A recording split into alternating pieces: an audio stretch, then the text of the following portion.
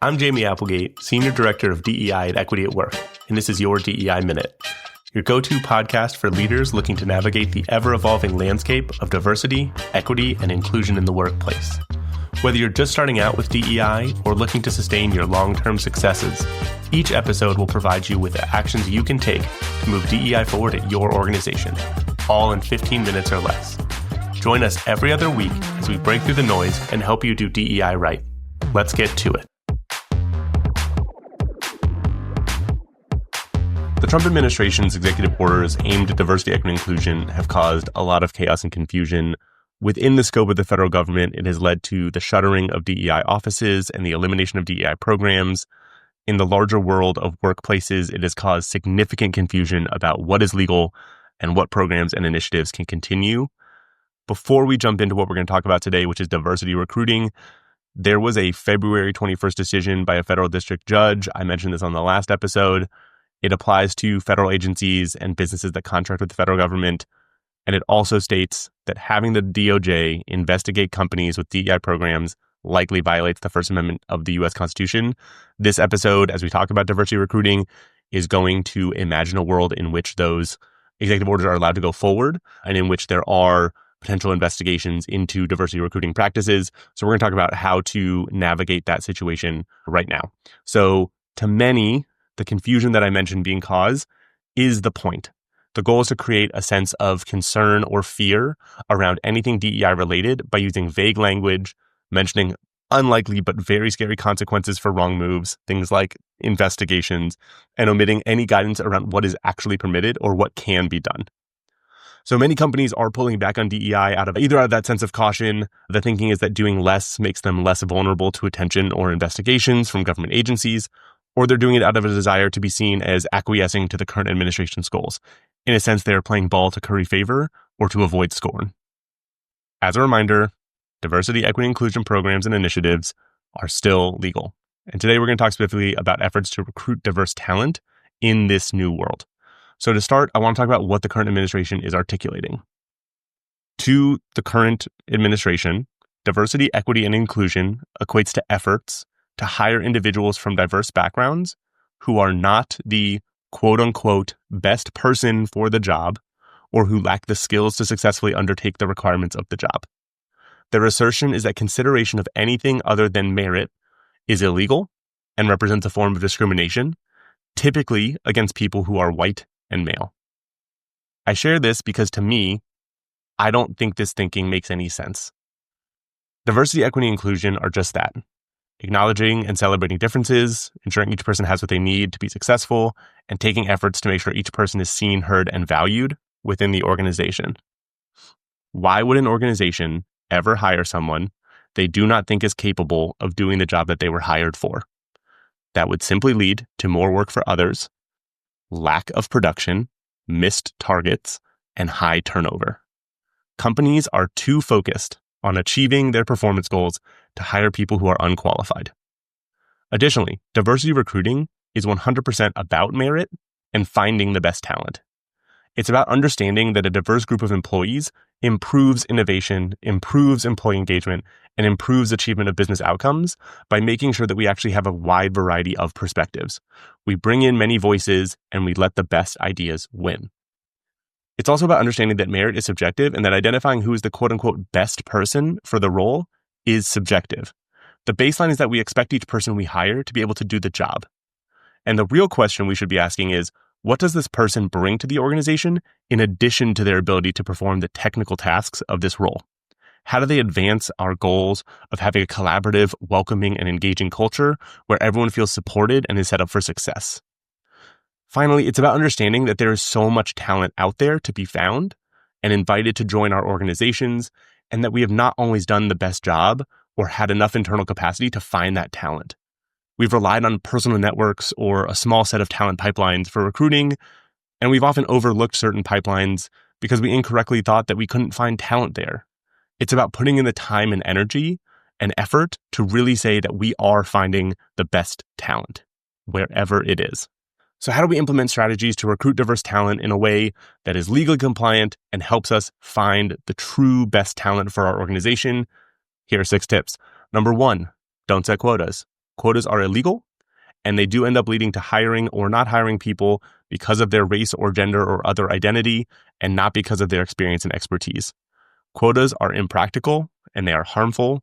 They are built on prejudices and stereotypes against certain groups, and perpetuate the myth that people from some backgrounds might only be considered qualified if the standards are lowered or if they are not competing against candidates from other backgrounds.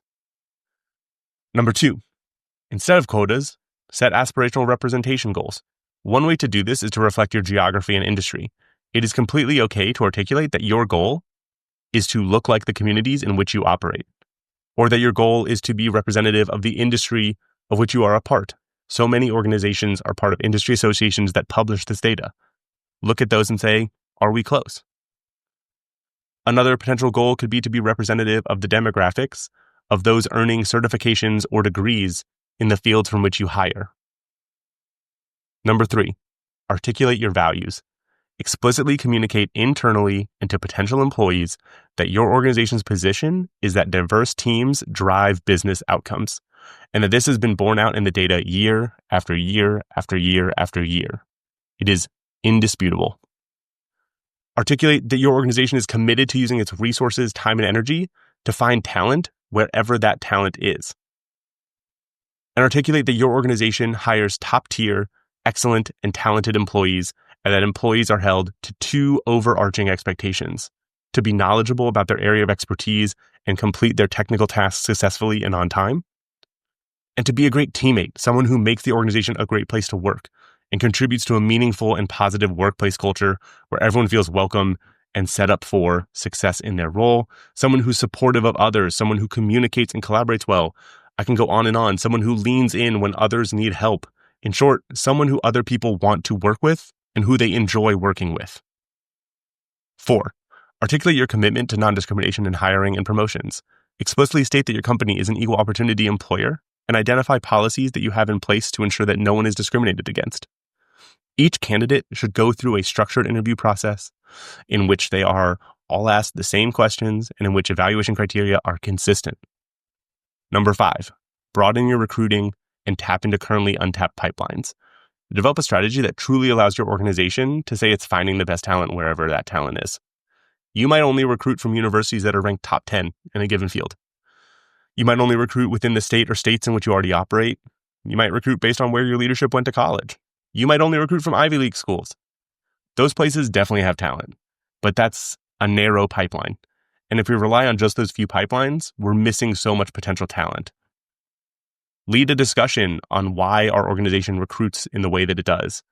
Ask what a broader strategy might look like. Where are we not looking that we could be looking? Where are our competitors looking? Where can we find folks who not only have the technical skills, but who will also work hard and bring something extra to our organizational culture? Number 6, adjust any existing programs that do prioritize certain groups or only allow participation from specific groups. This mostly applies to initiatives like internship programs, which are sometimes explicitly targeted at certain populations. Some companies have internships that have been exclusively for young Black talent or for young Latino talent or for young women or for a larger grouping of people from historically marginalized communities. The intentions behind these kinds of programs is really admirable. Those groups have been excluded from opportunity or outright dismissed as potential talent pipelines, so a remedy is to build a new door for them to walk through.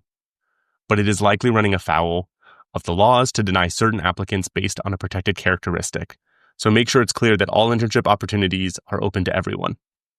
That being said, there's nothing to say that you can't recruit from the colleges and universities of your choice.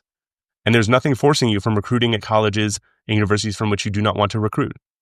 Spend your recruiting dollars in ways that align with your goals and values. Again, the application is open to everyone, and each candidate will be considered based on their ability to do the job and what they will add to the company. But no one said we can't put a special emphasis on recruiting from places where we might find new and diverse talent pipelines. You could also take a page out of colleges and universities' playbook and insert an open-ended question on the application that asks how a candidate's lived experiences will contribute to making the company a great place to work and to create a meaningful and positive workplace culture where everyone feels welcome. A question like this can help you understand how a person sees themselves and their ability to connect with their peers to develop meaningful and productive workplace relationships.